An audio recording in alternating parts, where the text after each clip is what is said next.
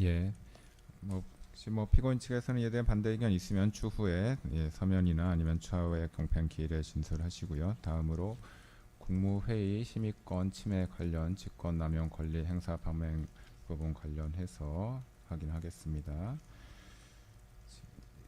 특검의 공소 내용은 이 당시 계엄 선포에 앞서서 국무회의를 소집했고 일부 국무위원들에게는 피고인이 소집을 요구하지 않거나 아니면 소집 요구했으나 도착하기 전이었는데 국무회의 정족수가 충족되자마자 계엄 선포를 한 것이 당시 심의에 참석하지 못한 다른 국무위원들의 심의권을 침해한 것이다. 이런 취지의 공소사실인 것으로 보입니다. 이와 관련해서 피고인 측에서는 당시 국무회의 장소에 도착하여 피고인과 토의를 했던 국무위원들은 내란 계엄 선포에 관해서 반대 의견을 표시하였고 그 부분에 관해서 피고인이 충분한 토의를 하였기 때문에 이 부분 공소 사실에 관해서 범행의 고의 인식 등이 없었다 이런 취지로 주장하고 있는데, 일단 이 심의에 출석했던 국무위원들과의 사이에서는 쌍방의 어떠한 사실관계에 관해서 의견의 대립이 있으신가요? 그 부분에 관해서는 다툼이 없으신 것인가요?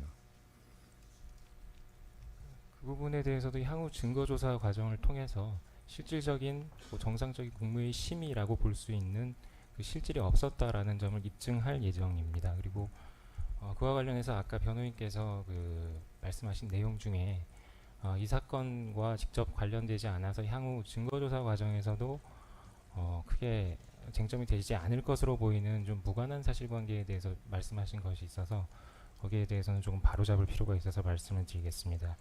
두 가지인데요. 김영삼 전 대통령의 긴급 재정경제명령 관련된 국무회의, 그리고 이 사건 12.3 비상계엄 당시에 4일 새벽에 있었던 계엄 해제 관련 국무회의를 언급하시면서 이 사건 공소사실이 유죄가 성립하기 위해서는 방금 말씀드렸던 두 개의 국무회의 관련된 국무위원들의 심의권 침해에 대해서도 어떤 기소와 처벌이 이루어졌어야 된다라는 취지로 말씀하셨는데요.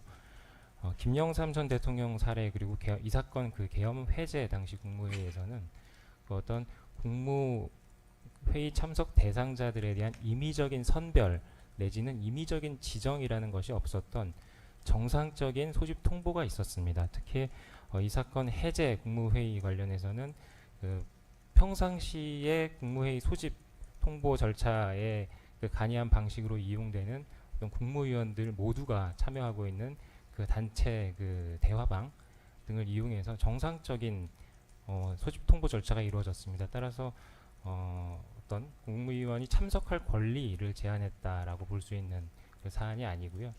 실제로 각 국무위원들의 사정에 따라서 참석 여부가 결정이 되는 것이고, 일부 국무위원들이 참석하지 않았다라고 해서 이 사건과 동일한 맥락에서 볼 수는 없습니다. 따라서 이 사건과는 무관하고요. 그 점 미리 바로 잡아드리고요. 나머지 국무회의 심의권 침해, 직권남용의 고의 관련해서는